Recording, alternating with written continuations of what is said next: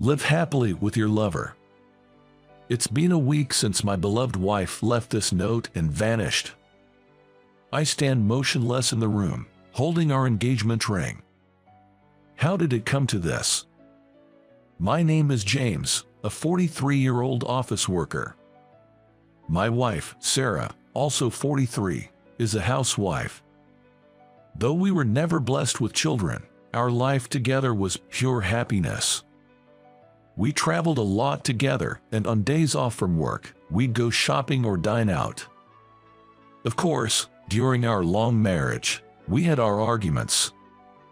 But we always made it a point to apologize if we felt we were wrong and reconciled by the end of the day. We frequently visited each other's parents' homes and had a great relationship with our in-laws.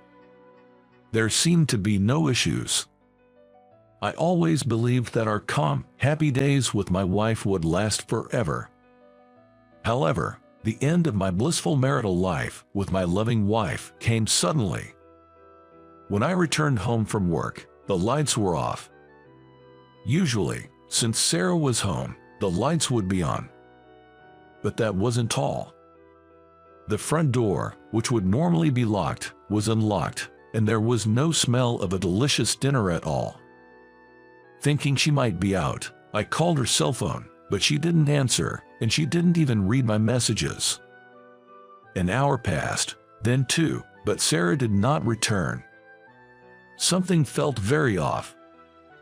That's when I noticed it, sitting down on the couch. There was a piece of paper on the table. In Sarah's handwriting, it read, "Live happily with your lover." Of course, I had never cheated.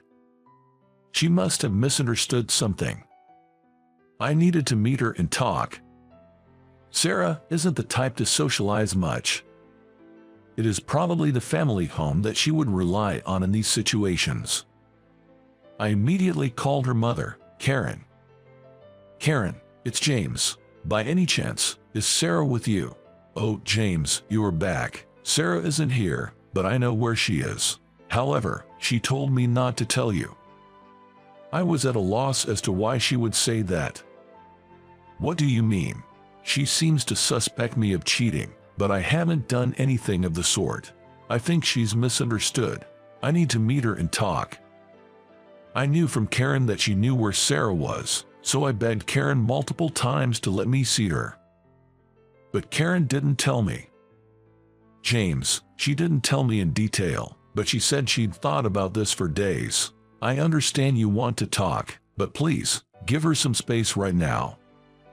There was nothing I could say to that. But of course, I couldn't just accept it.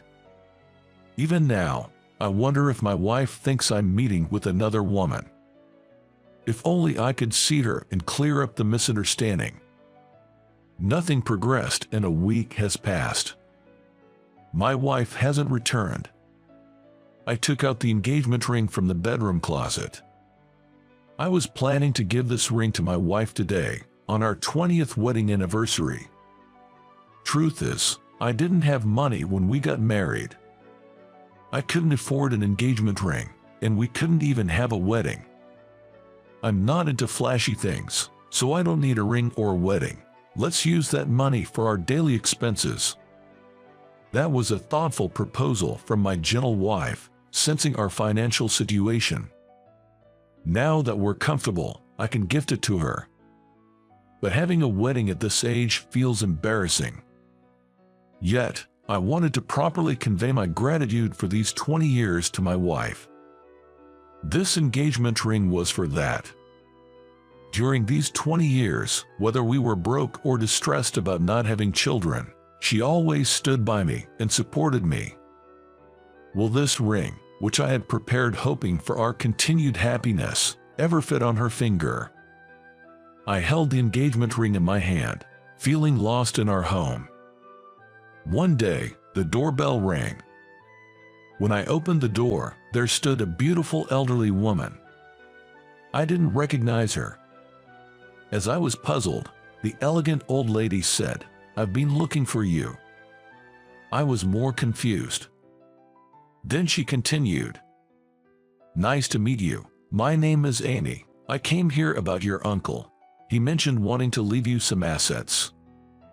My deceased father only had a sister. My mother had no siblings. In other words, I don't have an uncle. I thought that she must have mistaken me for someone else, and I told Amy that I do not have an uncle. I figured she would leave after that, but Amy slowly shook her head. No, I am sure it's you. Your mother will understand what I mean. Is your mother's name Catherine? Can I please see her? Indeed, my mother's name was Catherine. However, I was hesitant to introduce her to a stranger. I thought I'd call my mother, and if she also said she didn't know Amy, then Amy would surely give up. So, I called my mother. After explaining the situation, my mother was silent for a while. Bring her to the house. I was taken aback by my mother's words. What? Do you know Amy? Besides, you don't have any siblings, right? Just bring her, we'll talk later. Could my mother possibly know something about Amy's story? Still confused, I brought Amy to our family home. My mother was waiting outside. As soon as she saw Amy, she exclaimed, "Amy." To my surprise, Amy also said, "It's been so long," with tears in her eyes. The two embraced tightly. After their embrace, my mother invited Amy inside. When I demanded an explanation, it wasn't Amy who started speaking, but my mother. My father was the CEO of a real estate company. Amy here used to be our housemaid. We've been close since I was young. My brother was supposed to take over the company, but one day, my father arranged a marriage for me. However, I had a boyfriend at that time, your late father. I found out that I was pregnant with his child around the same time the proposal came. That child was you. My father told me to abort the child and marry the man he had chosen, but I couldn't bear to abort my child or leave him. So I left home, almost eloping. I didn't tell anyone, not even my brother or Amy, where I was going, thinking I'd never see them again. I had no idea my mother was the daughter of a CEO. I had never heard about her eloping before. When Catherine left home, I was devastated, but I believed she would be happier with the man she loved, so I kept my silence. I'm glad she had a happy marriage with him. Amy looked very relieved. She must have been worried about my mother all this time. I'm glad to see you, but why visit after all these years? Well, I have some sad news to share with you, Catherine. Saying that, Amy told my mother that her brother had passed away. Yes, my brother. He probably had a tough time managing everything after I left. He was the one who took care of our parents in their final years. I'm really grateful to him. As my mother shed tears, Amy gently handed her a handkerchief. It must have been a shock to be told out of the blue that her brother had passed away. I comforted my crying mother. My uncle, my mother's brother, regretted not being able to help when my mother left home. He didn't have any children, so he wanted to leave some assets for his sister and nephew, so he asked Amy and her daughter, who was also his secretary named Alice, to locate us. My mother and I were truly touched by my uncle's kindness. But it's been many years since my mother left home. It'd only be right for my uncle's assets to be divided among the company and other relatives. Both my mother and I declined the inheritance. My mother is now enjoying her retirement years. She doesn't need excessive money. As for me, I want to make my precious wife happy with what I earn. Conveying our feelings, Amy respected our decision. Catherine, you're still as kind-hearted as ever, and James, you're such a gentle soul. Your wife must be very lucky. At Amy's words, my expression stiffened. That wasn't the case. My wife had left me. Suddenly feeling downcast, I shared with Amy that my wife had left a week ago. But I truly never cheated on her. I don't even know why she suspected me of infidelity. As I murmured, Amy gasped, "Could it be?" and began dialing a number. After speaking to her daughter, Alice, Amy handed the phone over to me. "Hello, this is Alice, Amy's daughter. I've heard the story. The misunderstanding your wife has might be because of me. About a week ago, I called your house. I had finally found out where you were, and I was quite anxious. I probably didn't explain things well to your wife. I told her I needed to talk to James since he's someone important to me. When she asked why, I thought it would be best to speak with you first, so I told her I couldn't explain at the moment." Looking back, she sounded quite upset throughout the call, and she might have mistaken me as someone you were having an affair with. Hearing that, everything clicked for me. I immediately called my mother-in-law, Karen. After Amy explained the situation over the phone, the misunderstanding that my wife might have mistaken Alice as the other woman was cleared up. "I'll try to get in touch with Sarah right away." True to her word, Karen quickly explained the misunderstanding to Sarah, and she brought her to her parents' home that evening. "I'm sorry I jumped to conclusions. So, you weren't cheating on me?" I was worried. "Why would you suspect me of cheating just because of one phone call? If you had doubts, you could have just asked me." It wasn't just the call from Alice. I found an engagement ring hidden in the closet. It's not mine, so I thought you might give it to the other woman. I wanted to ask you about it, but you've been so distant lately. I remembered acting distant.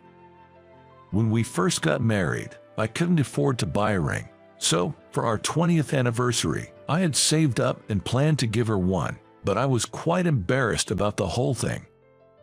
It was my first time planning such a surprise, and I thought that if I talked to her about it, she might find out. So, I ended up being distant with her, trying to keep it a secret. But I had no idea it hurted her feelings so much. Also, you love kids. I thought since I can't get pregnant, you might have found someone else. But I thought if that's the case, it can't be helped. So, I left a note and left the house. I had prepared the ring as a token of my gratitude for all the years together, but little did I know it would lead her to suspect me of cheating. I told her about my regret of not being able to afford a ring or a proper wedding when we first got married, and that I had prepared this ring for our 20th anniversary. I don't care at all about not having kids. I'm very happy with just the two of us. During the times we struggled financially, your support was invaluable. I'm really grateful for everything. Let's continue to live happily together." With that, I presented her with the small box containing the ring.